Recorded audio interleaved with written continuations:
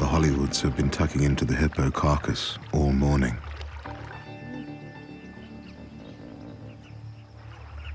Now the heat is proving too much.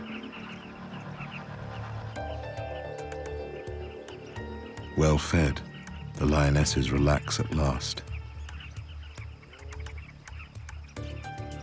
But unbeknownst to them, there's trouble on the way.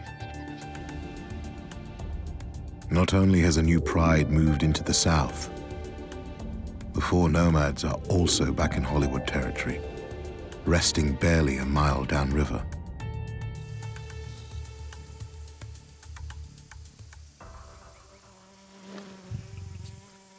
Thor's injuries have healed well since the punks attacked him 6 days ago, but his confidence is still rock bottom.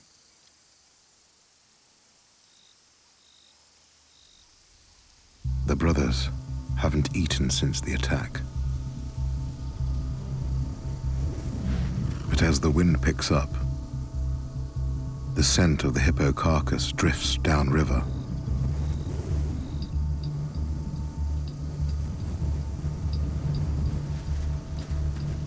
The chance of a meal spurs the brothers into action.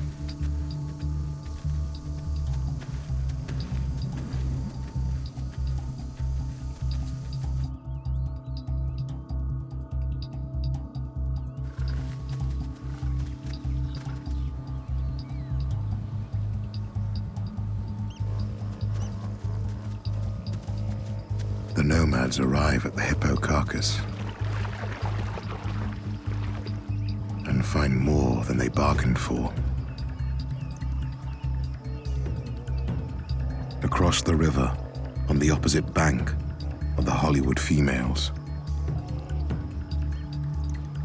6 healthy lionesses with no male guardians. A tantalizing prospect for the bachelors.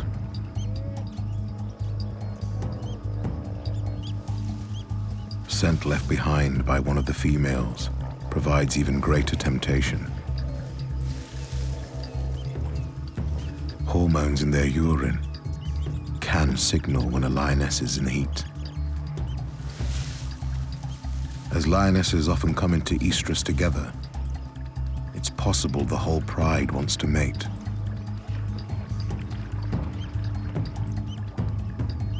But the females have no reason to trust the previously violent males.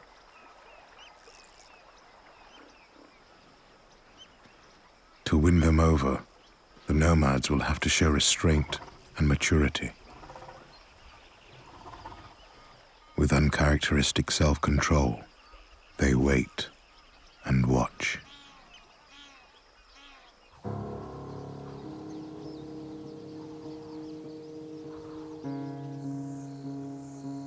It's evening, and Nathan's come to see if the MK mothers are managing to keep their spirited cubs out of trouble and away from their fathers. So the mothers have brought the cubs here, having left the punks in that open area where they pretty much spent most of the night. And they're just sort of quite relaxed in the shade, so having a bit of a groom, a little bit of play. The cubs are as curious as ever.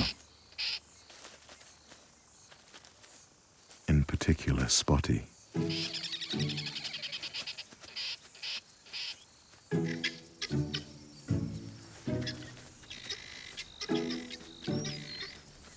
He discovers a group of helmeted guinea fowl that are passing through.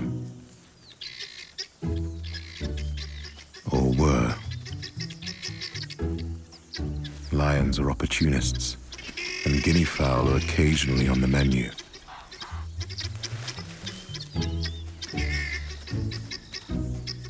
The lions might be asleep, but perhaps it's wise to go the long way round.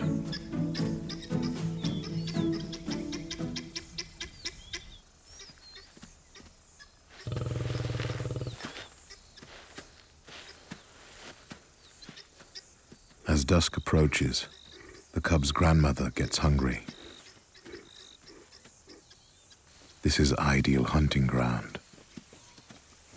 Large numbers of prey pass through on their way to the river,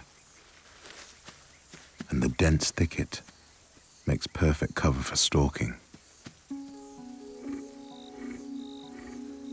Actually looks like the mums are starting to leave now. Interestingly, they're just leaving the cubs out there in the open next to the bush.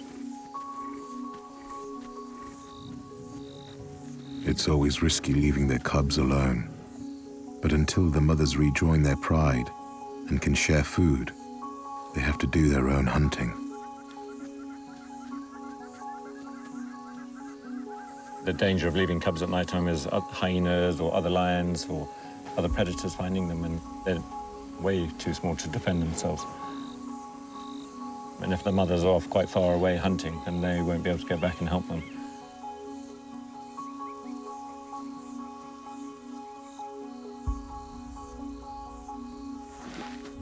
For the first half hour, the cubs pass the time resting and sleeping.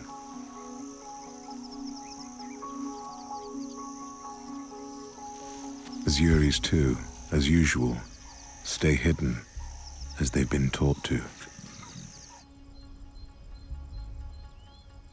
As darkness falls and the temperature cools, the cubs become more alert.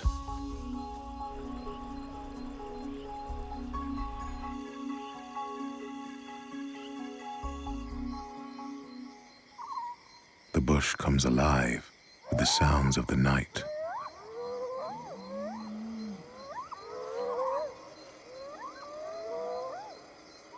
One in particular catches the cub's attention.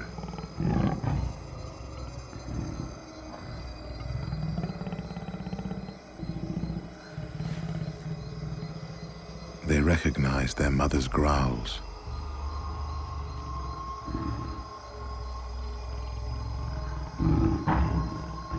Spotty, appointing himself as leader, heads off to investigate.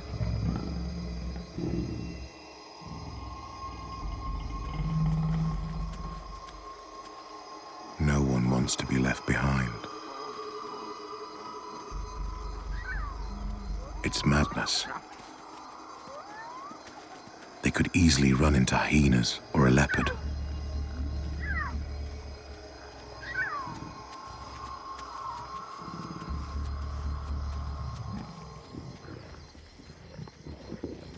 This time, the cubs get away with it.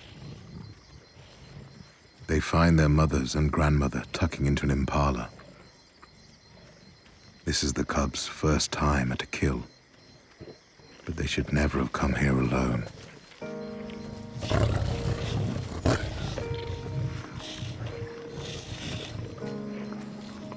Luckily for them, Rosa and Yuri are too preoccupied with their meal to tell them off.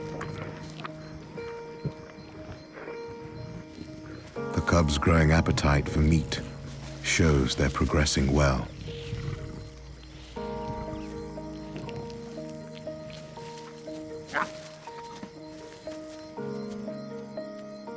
With bellies full, the mothers head off and the cubs follow.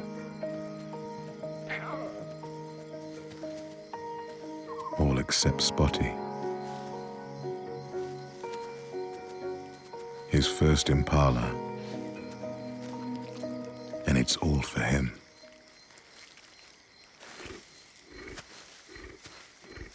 Or is it?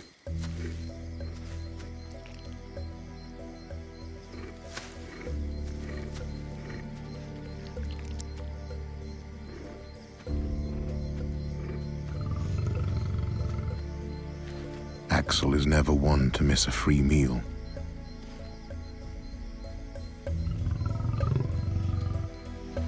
Even Spotty knows better than to get between a male lion and his food.